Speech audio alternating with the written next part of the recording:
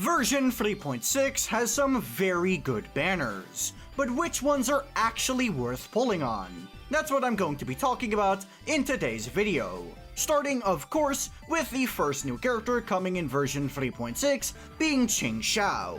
Qingxiao's role is she is an arrow sword Toon Strain main DPS character, who mainly focuses around building up Forte, and then spending it all on an enhanced heavy attack. Qingxiao is not just a pure heavy attack character, however, which is something that is very worth noting. Her damage is very split across heavy attacks, liberation, and basic attacks, meaning that it's very hard to find some kind of optimal buffer for her. This is because Denia gives a 40% damage amplification no matter what the damage type to Toon Strain characters, which is your big incentive to use Denia over Lene. However, Lene is still going to be fine. It all sounds great so far. Qingxiao seems like she'd be a pretty decent investment. However, I'm gonna have to break that illusion for you, because I believe Qingxiao is incredibly hard to actually justify for a very large amount of players. What does Qingxiao do for an account? Well, she's one of the best DPSs in the game to use against bosses like within Matrix or in Tower. Okay, what else can she do? She's arrow, I guess? As if we don't have enough good arrow DPSs yet? Yeah, it's really hard to find a reason for Qingxiao specifically to be good for you other than you like the character. If you have a Cardothea, then she's more than good enough to serve as your arrow DPS. If you have a Sigrica, she's also going to be a better arrow DPS in general because she's one of the best characters to use in Whimpering Wastes. Whereas Qingxiao has the very unfortunate side effect of Toon Strain being very bad in Whimpering Wastes, which means that Qingxiao is going to be worse than Sigrica in that game mode. And when I say worse, I do mean significantly worse. So Sigrica is overall a better arrow DPS, and if you are already a Cardothea owner, then you shouldn't need to invest into a new arrow DPS in the first place. Then when it comes to teammates, you are really gonna want that Mornye because that's just how Toon Strain works. Then you're gonna want to use Denia or Lene, with Denia being the best option here. And you are either nerfing your Imeth or completely annihilating your Imeth by doing this.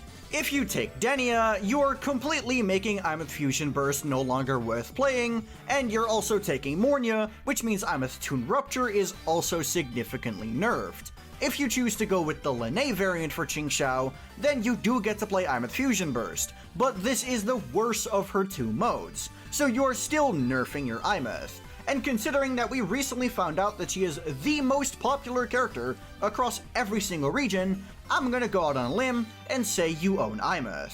Overall, it's going to be very hard to actually justify pulling for Qingxiao, despite the fact that she's actually really good when the situation is to her needs. So ultimately, I'm gonna give Qingxiao a rating of B+. And that brings me to Denia. Denia is a very weird character to talk about in my opinion, because much like Qingxiao, she is good. It's just very hard to say that she is actually necessary. She has 3 teams where she is the best in slot option, being Imeth Fusion Burst, which is Imeth's better team in Whimpering Wastes, Qingxiao, which we just went over, and then Luke, who also not a lot of people pull for. So if you're pulling for Denia, most people are going to be putting her into an Imeth team, which I previously discussed is technically nerfing your Imeth within 2 of the endgame modes. However, I don't think that tells the whole story. Lene and Mornye are some of the most sought after units when it comes to team building. So if you're trying to build 4 teams for Tower, or if you're going through Matrix, freeing up that Lene and that Mornye might be incredibly useful to help some of your other teams, which is especially useful within Matrix. This is, however, still a pretty niche use case, so we fall into a less extreme version of the Qingxiao dilemma. Sure, she is a good character who does just straight up have good performance. However, justifying pulling this character from a purely meta standpoint becomes incredibly hard. However, unlike Qingxiao, there are genuine scenarios in which Denia is the optimal pull for your account. She is, after all, the best in slot for Qingxiao and Luke, as well as being basically necessary for Imeth Fusion Burst, which, as discussed earlier, Imeth is incredibly popular. So sure, I'll give her a rating of A-. That brings us to the second half, and it's time to get the glazing glasses on because it's time to talk about Jingran. Jingran is a character that is basically like an Exodia. However, unlike the actual Exodia, Jingran doesn't need 5 pieces. He just needs 3 pieces, one of which being Jingran himself. If you have Jingran, his weapon, and I believe Jingran is competition to be the best DPS in the game. He has some of the best numbers, as well as having a good kit for Whimpering Wastes. You have a sub DPS in your team who's doing actual damage with her burst, being You have Jingran who has very consistent damage output, which is also very high, and then he also just has one of the highest DPS in the entire game. He does not suffer from Qingxiao syndrome, where you are really just not justifiable to pull for an account at all. Jingran is very powerful, but I can't stress this enough, this is under the assumption that you have the things to make him good. If you take away his weapon or his his performance is going to drop significantly, so Jingran is an investment. Think about him the way you would think about an on-release card of Thea. He really is gonna need that and he really is gonna need to have his signature weapon if you're expecting top tier performance out of the guy. But trust me, if you have them, you're not gonna regret getting this character. Honestly, Jingran and his value are so simple to talk about. With Qingxiao taking away Mornye, you at least have the concern of your Imeth getting a lower score. But when it comes to Jingran, if you already have an Augusta and a it really is no conversation who's getting that Not only does Jingran get a higher increase out of it, his damage output eclipses Augusta's so hard that it's always going to be worth it to give the to the Jingran. Augusta's results are still fine if you end up using Mortefi instead of a so ultimately, you're not even losing that much as you would if you were to take away one of Imeth's teammates. Now, I do think it's worth mentioning that Jingran does have more teams than the team. It's just that Shorekeeper eclipses everything else so hard that really, if you want to get that top tier performance out of the Jingran, you really should just give him the But if you don't have and you still want to play Jingran, you are able to use a variation of Lupa teams, with the order of how strong they are being Brant being the best, then Mornye, and then Mortefi. I know it sounds a bit counterproductive because he's a heavy attack DPS, but trust me. The extra shield from Brant gives him a ton of damage because of his fixation inherent skill, and then when it comes to Mornye, you're getting a faster rotation and you're also getting the benefit from Lupa's Ultra skill on Jingran himself. So trust me, it is Brant first, then Mornye, then Mortefi. With all of that said, I'm gonna give Jingran a value rating of A+.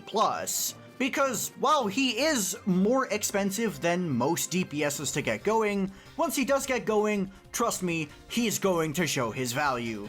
And that gets us to Hiyuki. Hiyuki on release was already a strong character, but she's only gotten better now because she's now gotten 2 signature teammates. When she was released, you were stuck using Lene and Jisa, which honestly was still a pretty good team, but it definitely didn't feel very suited towards Hiyuki. Now, however, with the introduction of Lucilla and Suisui, we do have the full Glacio Shave team, and the Glacio Shave team is one of the best in the game, having proven itself to be top tier in both Tower of Adversity, as well as being very strong in Whimpering Wastes. Hiyuki is a very hard character to say no to because she really doesn't have any blatant flaws. She's not really intruding upon any other teams, she's pretty easy to get into as long as you have a Lene on your account, which at this point you really should have a Lene on your account, and then she's also just really good in both modes.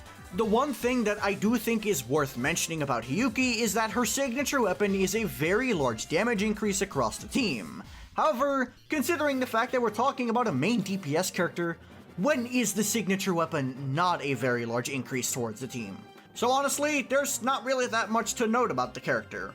I'm giving her a rating of A, it's really just that simple. She's a good pull, pretty accessible, yeah, she's just good. A. And that gets us to the final character of the update, being Mornye. Mornye is also an incredibly easy character to talk about, for a bunch of reasons. But the main one is Mornye is a universal support. None of that Qingxiao or Sway nonsense like, oh, she's universal across this archetype specifically. No, she's just universal.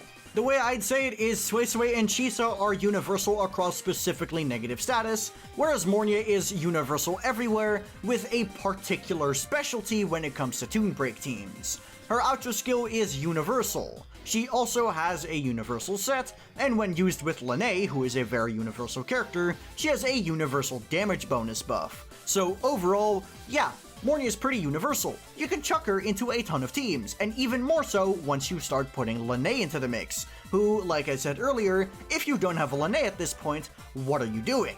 There really is nothing bad I can say about Mornye. Even the off-toon build-up rate is good outside of toon break teams because it lets you interrupt bosses more. In fact, it lets you interrupt bosses so much that Nameless Explorer becomes way more of a chud when using Mornye in the team, even when Mornye theoretically isn't the best for pure damage output.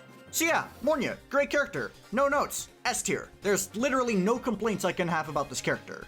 But those are just my thoughts. Let me know what you think down in the comments below. And while you're down there, be sure to like the video and subscribe to the channel. If you have any questions, you should join my Discord server, which is linked in the description down below. But that'll be all from me. Peace.